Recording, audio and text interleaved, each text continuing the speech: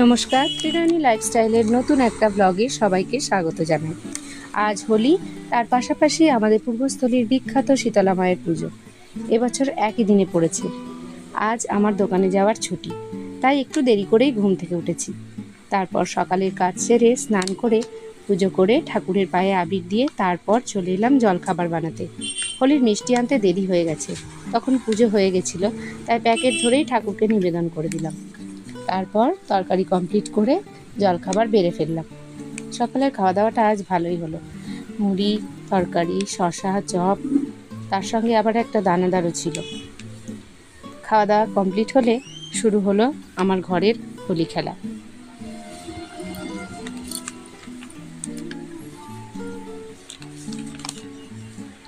মেয়েরা একে অপরকে আবির মাখিয়ে দিল, তারপর আমার পায়েও আবির ছোঁয়ালো।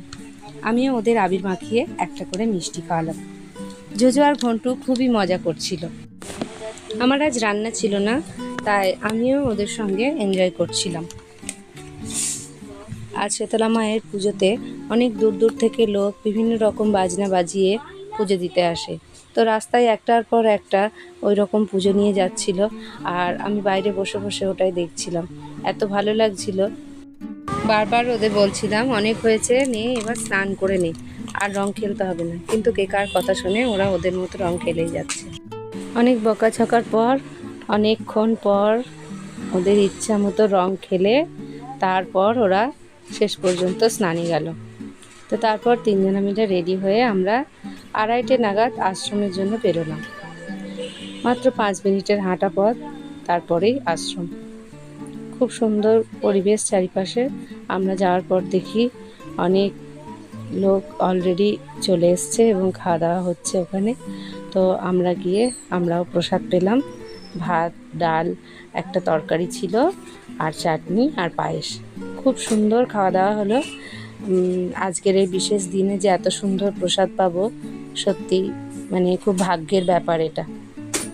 তো যাই হোক, খাওয়া দাওয়া সেরে আমরা যখন বাড়ি ফিরলাম, তার কিছুক্ষণ পর মেয়ের এক বন্ধু এলো নাচ প্র্যাকটিস করতে। ওরা বসন্ত উৎসবের জন্য একটা নাচ তুলেছে। তো তারও কিছুক্ষণ পর ওর আর একটা বান্ধবীও এলো। তো আমরা তো মেলায় যাব ঠিক করেইছিলাম, তো ওদেরকেও বললাম চল আমাদের সঙ্গে মেলায় যাবি একসঙ্গে। তো তারপর আমরা 5 জন মিলে মেলার জন্য বেরিয়ে পড়লাম।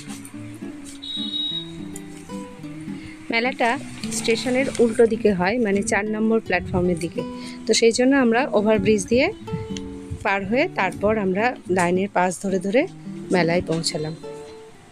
তো যেতে যেতে আমরা ওভারব্রিজের ওপর বেশ কিছু ছবিও তুলে নিলাম সবাই মিলে। মেলায় যাওয়ার রাস্তা বলতে সেরকম ছিল না, একদম লাইনের পাশ ধরে সাইড দিয়ে, রাস্তার অবস্থা খুবই খারাপ। তো আমরা খুব সাবধানে এক সাইড দিয়ে আস্তে আস্তে মেলায় পৌঁছালাম। ভিড়ও প্রচণ্ড ছিল। মেলায় পৌঁছেই আমরা প্রথমে পুরো মেলাটা ঘুরে ঘুরে দেখে নিচ্ছিলাম। প্রচণ্ড ভিড় ছিল, তাই আমি জোজোকে শক্ত করে ধরেছিলাম, আর আমার সামনে মান্তু আর রূপসোনা হাত ধরে আগে আগে যাচ্ছিল, আর আমাদের পিছনে ছিল আরিয়ান। পুরো মেলাতেই ও ছিল আমাদের ক্যামেরাম্যান, তো ও ভিডিওগুলো করছিল। তো আমরা প্রথমেই চলে গেলাম একদম মায়ের মন্দিরে, আর যেতে যেতে পুরো মেলাটা ঘুরে ঘুরে আমরা দেখে নিচ্ছিলাম। তো মন্দিরে গিয়ে আজকে আমি সামান্য কিছু প্রণাম করে চলে এলাম, কেননা আজকে পুজো আমি দিইনি। প্রচণ্ড ভিড় হয় আজকের দিনে, তাই আজকে পুজো দিইনি। একটা শনি অথবা মঙ্গলবার দেখে ইচ্ছা আছে যে উপোস করব, সেই দিনই ফাঁকায় ফাঁকায় এসে পুজোও দেব।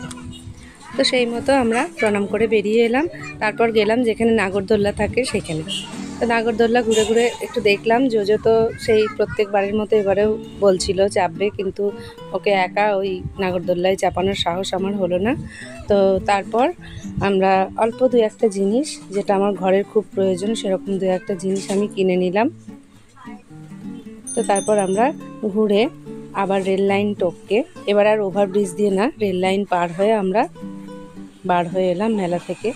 তো মেলাতে এসেছি, জিলিপি খাবো না সেটা কি হয়, তাই অল্প একটু জিলিপি কিনে নিলাম, ওটাই সবাই মিলে ভাগ করে খেলাম। তারপর মেলা থেকে বেরিয়ে এসে স্টেশনের দিকে আমরা একটু চাউমিন খাবো বলে এলাম। যদিও ওকে আগে বলে গেছিলাম, তাও এসে আমরা চাউমিন পেলাম না, শেষ হয়ে গেছে। তো কি করব, শেষমেশ আমরা অল্প একটু ফুচকা খেলাম আর একদম শেষে একটা করে আইসক্রিম খেয়ে বাড়ি ফিরে এলাম। তো আজকের ব্লগটি কেমন লেগেছে অবশ্যই জানাবেন।